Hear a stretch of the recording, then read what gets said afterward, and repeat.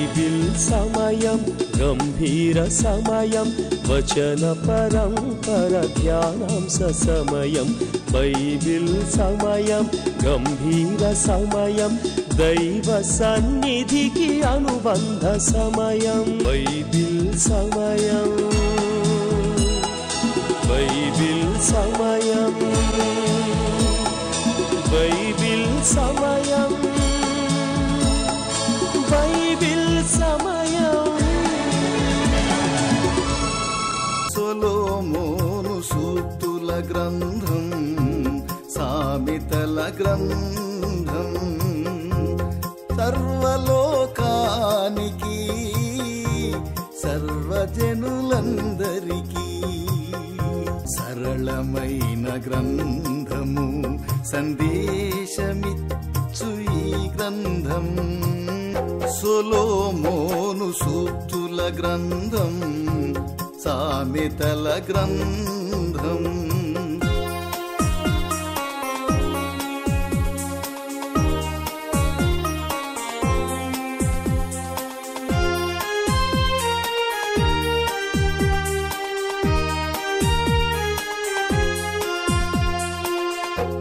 బాలురు యౌవనులు కన్యకలు వృద్ధులు రాజులు అధిపతులు భక్తులు సేవకులు అనుసరించదగినట్టి ఆదర్శ గ్రంథమిది ఉపదేశమంగీకరించిన సురక్షితముగా నుందురు కీడు వచ్చునన్న భయము లేక నెమ్మదిగా నుందురు సొలొమోను సూక్తుల గ్రంథం సామెతల గ్రంథం.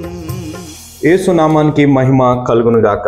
మానవుని జీవితంలో అనేక సందర్భాల్లో దుఃఖము, బాధ, ఇతరులు మనపై కోప్పడ్డారని, వారిపై పగ తీర్చుకోవాలని, వారు ఎందుకు ఈ విధంగా ప్రవర్తిస్తున్నారు అనే ఒక ఆలోచన మన జీవితాల్లో ఉంటుంది. కానీ ప్రతి వారికి సమాధానం ఇచ్చే దేవుడు ఉన్నారని, ఇతరులు సిగ్గుపడే విధంగా చేయగలిగిన దేవుడు ఉన్నారు అనే ఆత్మీయ సత్యాన్ని మనం తెలుసుకోవాలి అని అంటే ఈ రక్షణ సువార్త విని రక్షణ పొందాలి.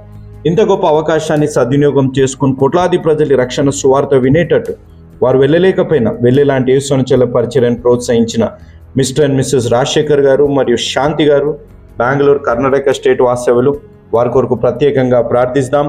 మహోన్నతుడా, జీవం కలిగిన మా దేవ, జీవాధిపతి, సర్వాధికారి అయిన దేవ, రాజశేఖర్ గారిని, శాంతి గారిని మీ పాదాల దగ్గర తీసుకొని వస్తున్నాం. వారి బిడ్డలు కీర్తన మరియు అభిషిక్త గారి ఆరోగ్యాల కొరకై, వారి భవిష్యత్తు కొరకే ప్రార్థించమన్నారు. కుటుంబం కొరకే ప్రత్యేకంగా ప్రార్థించమన్నారు. తండ్రి, వీరి జీవితాల్లో ఉన్న ప్రతి ప్రార్థన అవసరతను, హృదయవాంఛను మీరు నెరవేర్చండి. వారు చేసిన సహాయాన్ని బట్టి కోట్లాది ప్రజలు ఈ రక్షణ సువార్త వినేటట్టు వారు వెళ్ళలేకపోయినా యేసు అనుచరుల పరిచర్యను ప్రోత్సహించిన దానిని బట్టి ఒక్క ఆత్మైన ఈరోజు రక్షణ పొందే అవకాశాన్ని దయచేసినందుకు ఈ కుటుంబాన్ని, ఈ వాక్యం విని రక్షణ పొందాలని తీర్మానం తీసుకోబోతున్న ప్రతి బిడ్డని నిండుగా మెండుగా దీవించమని మేము వేడుకుంటున్నాం. తండ్రి, ప్రతి బిడ్డకి మీరు ఇస్తున్న వాగ్దానం, నీ మీద కోపబడిన వారందరూ సిగ్గుపడి విస్మయము పొందెదరు. యెషయా గ్రంథం 41వ అధ్యాయం 11వ వచనం. అదేవిధంగా మీరు ఇస్తున్న ఆజ్ఞ, మీరు ఏక మనస్కులగునట్లుగా ఏక ప్రేమ కలిగి ఏక భావము గలవారుగా ఉండి ఒకదాని యందే మనసుంచుచు. ఎఫెసీయులకు రాసిన పత్రిక 2వ అధ్యాయం 2వ వచనం. ఏక మనసు అయితే ప్రతి బిడ్డ జీవితంలో రావాలి. ఈ ఆజ్ఞానుసారంగా క్రీస్తులో రక్షింపబడితే, క్రీస్తులో ఆత్మీయంగా బలపడితే ఈ ఏక మనసు వచ్చే అవకాశాన్ని ఈ రక్షణ సువార్త ద్వారా కలిగించిన ఈ కుటుంబాన్ని, ఈ వాక్యం వింటున్న ప్రతి బిడ్డని దేవుడు నిండుగా మెండుగా దీవించి ఆశీర్వదించమని యేసు నామమున అడిగి వేడుకుంటున్నాము తండ్రి, ఆమేన్. Praise the Lord. I'm Reverend John Spurgeon. I'm so excited to come to Menonite Bethel Church to speak for the youth conference. I'll be speaking on the theme, the God who sees. God sees is an excellent theme, but what happens when God sees? In what situation and circumstances God sees us? I'm going to speak on those topics, so I want you all to come, bring your family and your friends. More than this, I'm speaking alongside with Reverend Peter Samuel, Pastor Garu. So there are some excitement prizes for the quiz, excitement prizes for the competition. I want you to go onto this link and register as early as possible, because Once you come to this youth meeting, your life will never be the same again. I promise you, because we are going to talk about and learn and study about the God who sees. I'm going to see you on June 2nd, 4 p.m. at Mennonite Brethren Bethel Church. God bless you. Good evening, praise the lord. దేవుని నామానికి స్తోత్రం. సకాలానికి వచ్చిన మీ అందరికీ నా ప్రత్యేక వందనాలు. దేవుడు ఈరోజు తన వాక్య సమృద్ధి చేత మనందరినీ దీవించునుగాక. ఎలా ఉన్నారమ్మా? ఎలా ఉన్నారు బాబు? మీ ఆరోగ్యాలు ఎలా ఉన్నాయో చెబుతూ ఉండాలి. మీ కొరకు ప్రార్థన చేస్తూ ఉన్నాను. ఇంకా ఏమైనా సమస్యలు ఉంటే ప్రత్యేకంగా చెప్పడం ద్వారా ప్రత్యేకంగా ప్రభు యొక్క సాన్నిధ్యంలో మొరపెట్టడానికి అవకాశం ఉంది.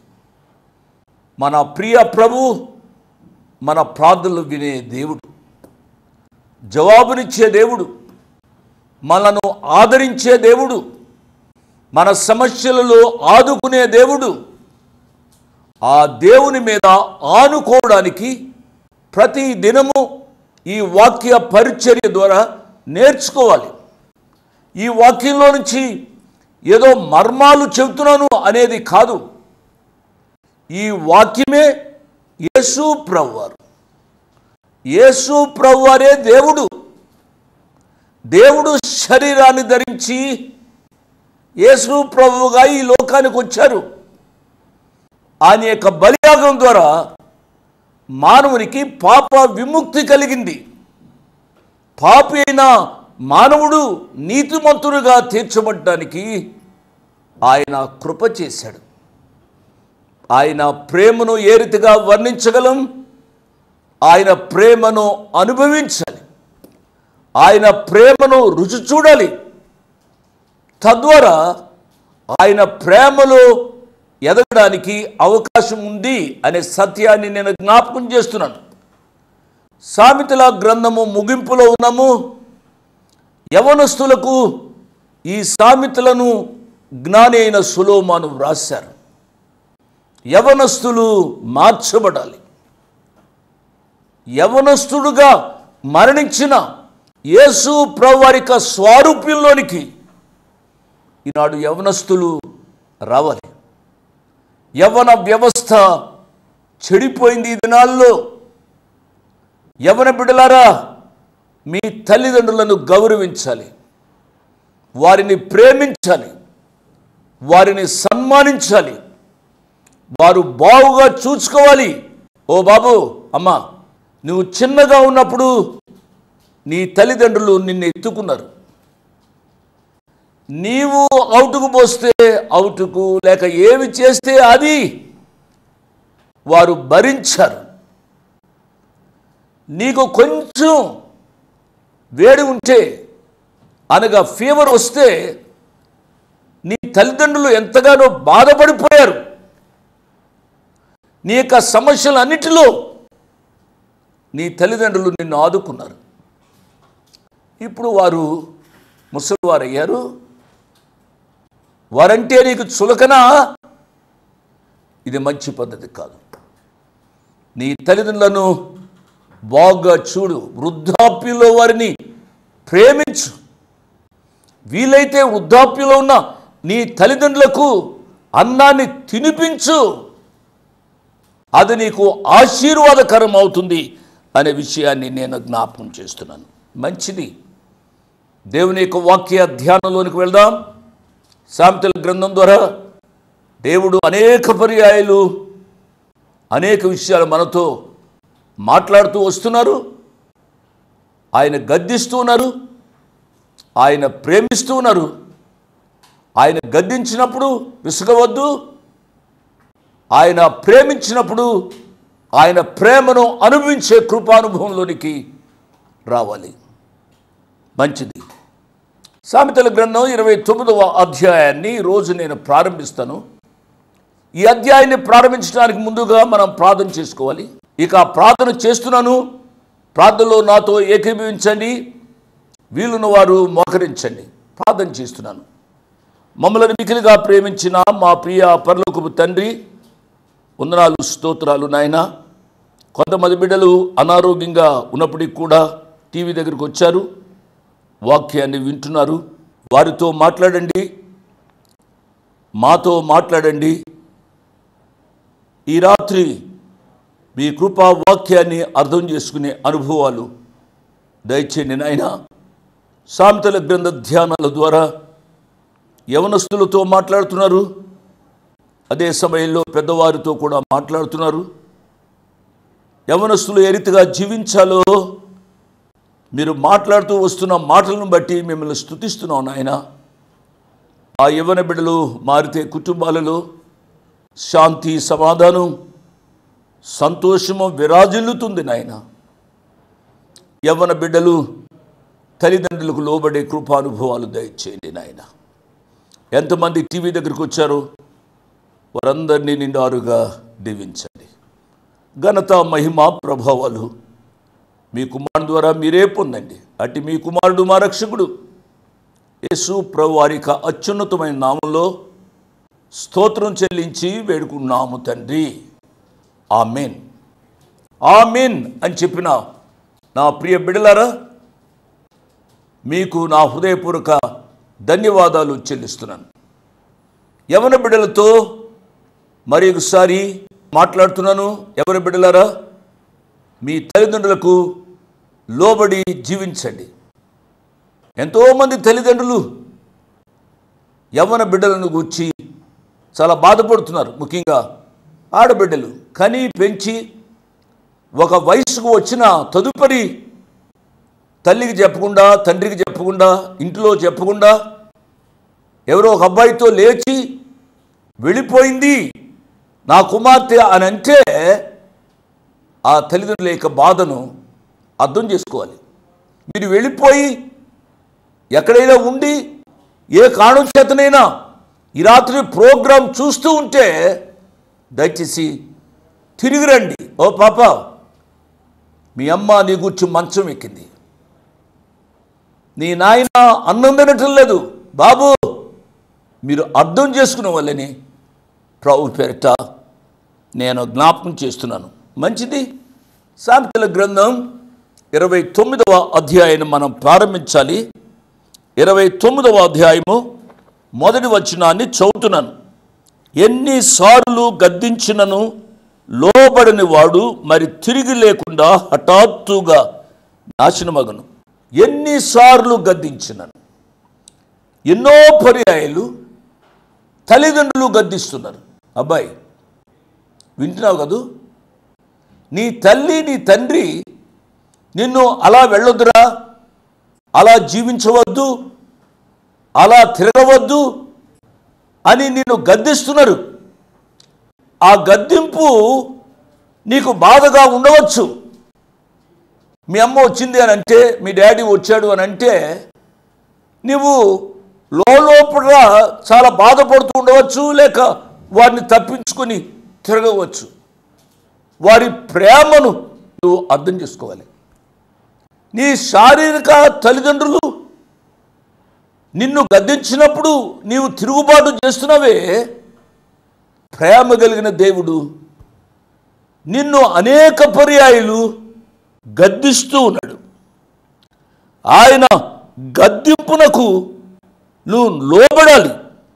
లోబడినప్పుడు దేవుడు నిన్ను దీవిస్తాడు. లోబడనప్పుడు హఠాత్తుగా ఏదైనా నాశనం రావడానికి అవకాశం ఉంది. బైబిల్లోంచి ఒక ఉదంతాన్ని నేను జ్ఞాపకం చేస్తాను. ఏలీ కుమారులు ఇష్టానుసారంగా జీవిస్తూ వచ్చారు. ఏలీ చెప్తూ వచ్చాడు, అంటే తండ్రి చెప్తూ వచ్చాడు, బహుశా తల్లి కూడా చెప్పి ఉండి ఉంటుంది.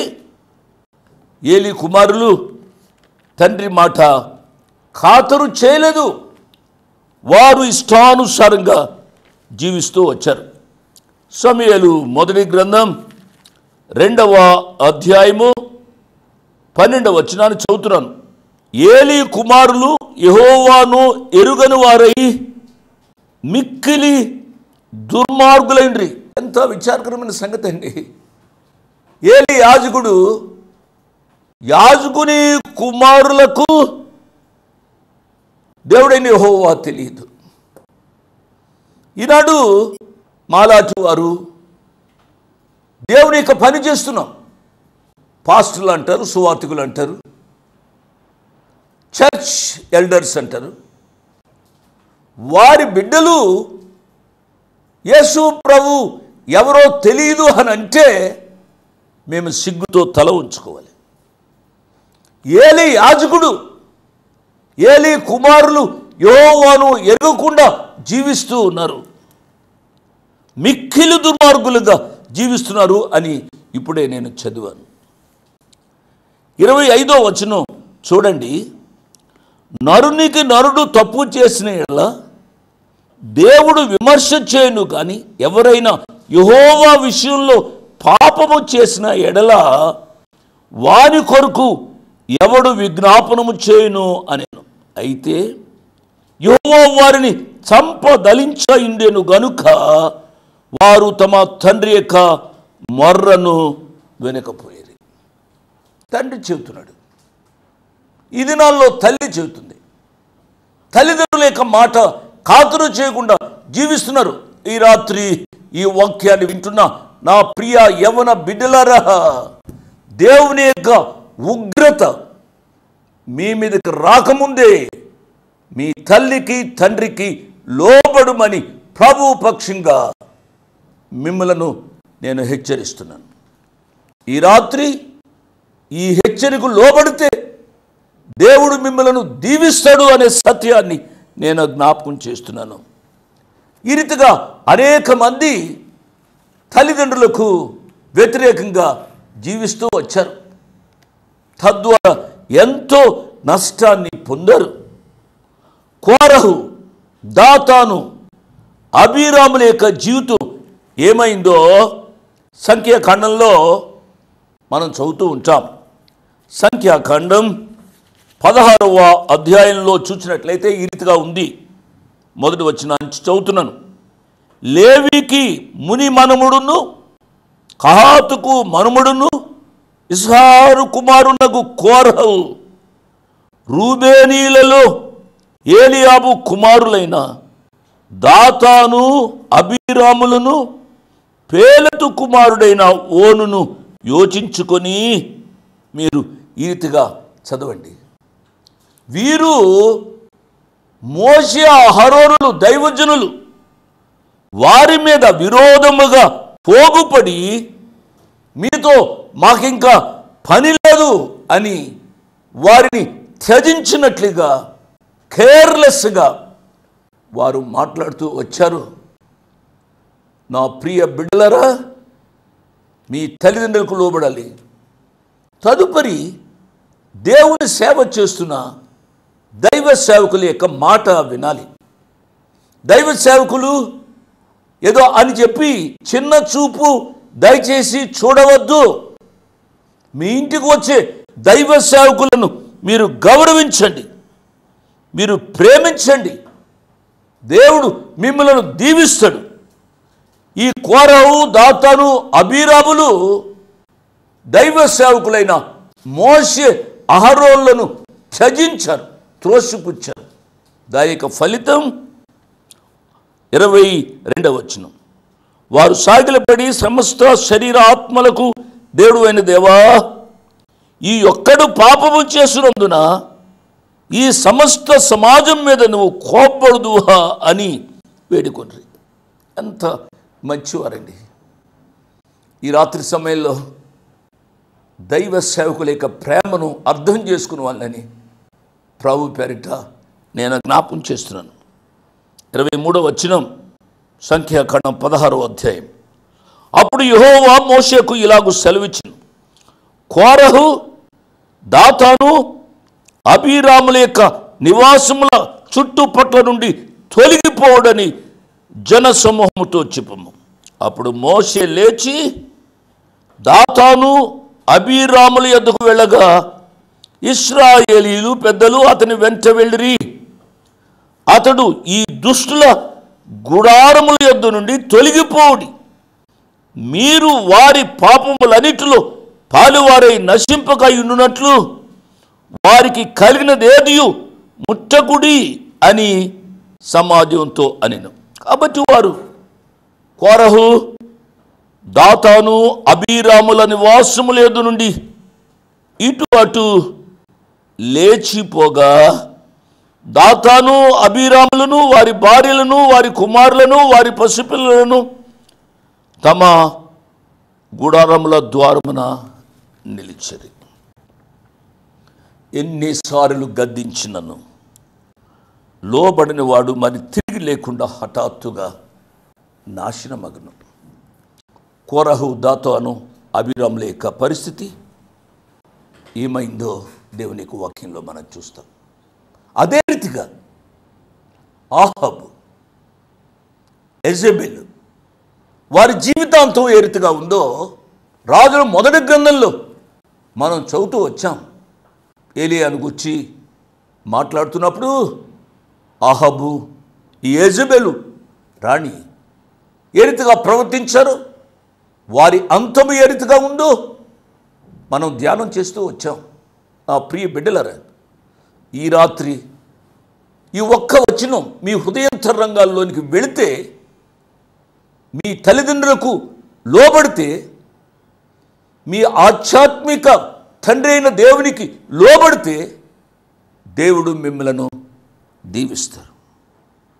లేకపోతే చాలా నష్టాన్ని పొందవలసి వస్తుంది. ఆ ప్రియ ప్రభు తన చేతులు చాస్తూ అంటున్నాడు, ఇది ఏ అనుకూల సమయం, ఈ రాత్రే రక్షణ దినం. నా ప్రియ బాబులు, నా ప్రియ పాపలు, నా ప్రియ ఎవరు బిడ్డలారా, ఇంకా రక్షింపబడిని నా ప్రియ బిడ్డలారా, ఈ రాత్రే అనుకూలపు రాత్రి, ఈ గడియే అనుకూలపు గడియ. దేవుడు మిమ్మలను ప్రేమించి గద్దిస్తున్నాడు. విసుగవద్దు, లోబడండి, దేవుడు మిమ్మలను దీవిస్తాడు అనే విషయాన్ని నేను జ్ఞాపకం చేస్తున్నాను. ఎన్నిసార్లు గద్దించినను లోబడనొల్లని వాడు హఠాత్తుగా నాశనమగును.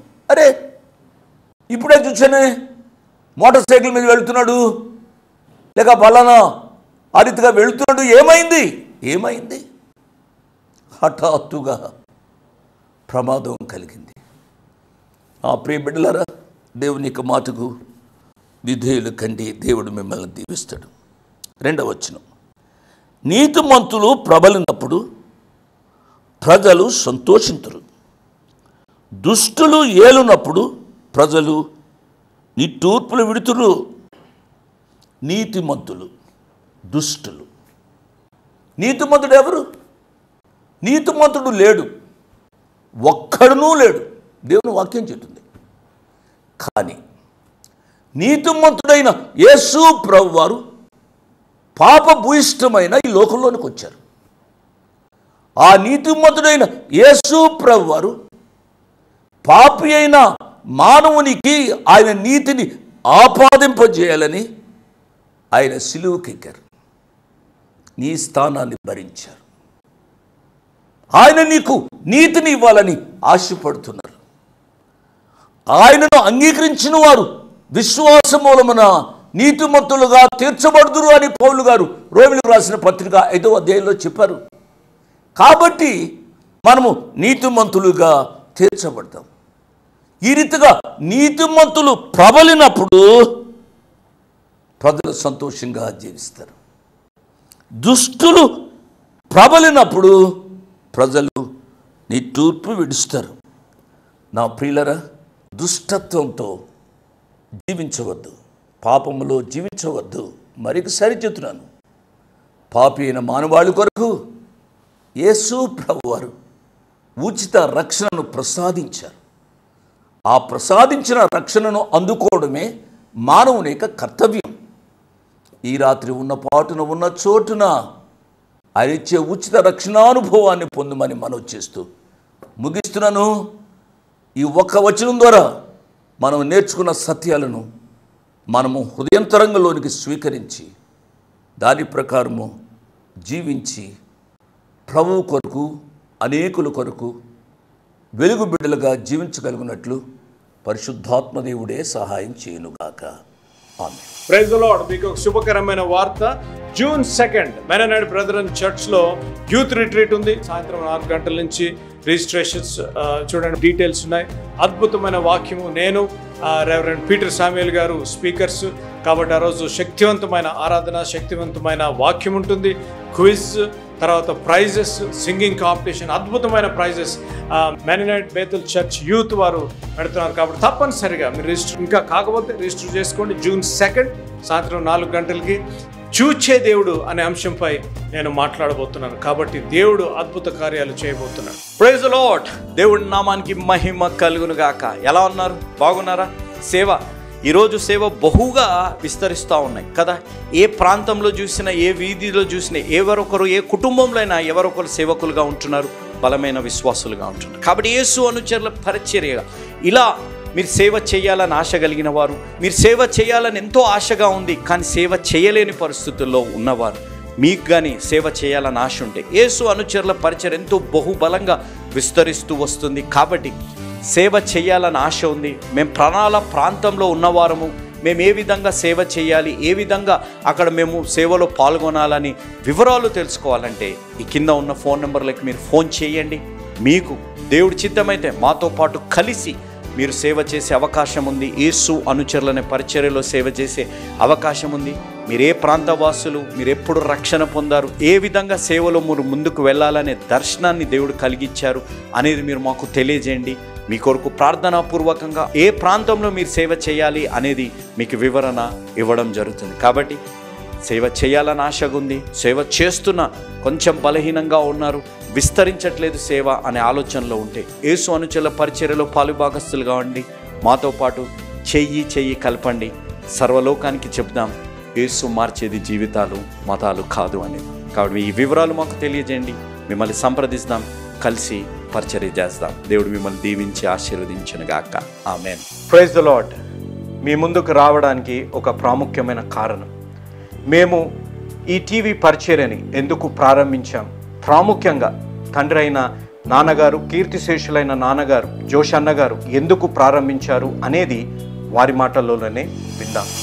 ఈ కార్యక్రమాన్ని నిర్వహించడానికి నేను ఎంతో ధైర్యం చేశాను అనే విషయాన్ని జ్ఞాపకం చేస్తున్నాను. డబ్బుండి కార్యక్రమాన్ని ప్రారంభించలేదు, నన్ను రక్షించి ఇంతవరకు పిలిచిన ప్రభు ఉన్నారు అని, తదుపరి విశ్వాసులైన మీరు ఉన్నారు అనే ధైర్యంతో ఈ కార్యక్రమాన్ని కొనసాగిస్తున్నాం. విన్నారు కదా, నాన్నగారు ఏ ధైర్యమైతే వారు చేసి టీవీ కార్యక్రమాలని ప్రారంభించారు, మన రక్షకుడైన యేసు ఉన్నారని, విశ్వాసులైన మీరు ఉన్నారనే ధైర్యంతోనే ఈ టీవీ కార్యక్రమాలని మేము కొనసాగిస్తున్నాం గత సంవత్సరాలుగా.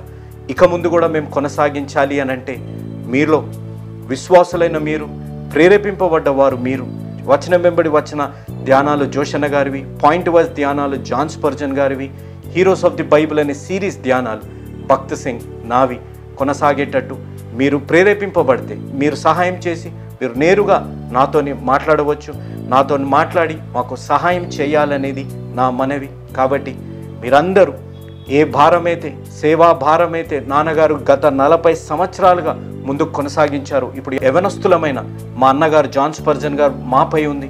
కాబట్టి మీరు కూడా ఏ విధంగా నాన్నగారిని అయితే ప్రోత్సహించారు, నాన్నగారిని ఆదరించారు, మమ్మల్ని కూడా ఆ విధంగానే ప్రోత్సహించి ఆదరిస్తారని నమ్ముచు సెలవు తీసుకుంటున్నాను. దేవుడు మిమ్మల్ని దీవించి ఆశీర్వదించునుగాక. ఆమేన్.